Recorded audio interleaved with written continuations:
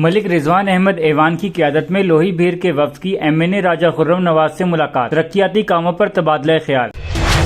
امیدوار برائے چیئرمین لوہی بھیر ایوان ملک رضوان احمد ایوان کی قیادت میں لوہی بھیر سے ایک نمائندہ وفد نے MNA راجہ خرم نواز سے خصوصی ملاقات کی۔ اس ملاقات میں علاقے میں جاری اور مستقل کے ترقیاتی منصوبوں کے حوالے سے تفصیلی گفتگو کی گئی، جبکہ مختلف عوامی مسائل کے حل کے لیے بھی تبادلہ خیال کیا گیا۔ ملک رضوان احمد ایوان نے اس موقع پر MNA راجہ خرم نواز کو لوہی بھیر کے عوام کو درپیش مسائل سے آگاہ کیا اور ان کے جلد حل کے لیے اپنی تجاویز پیش کی۔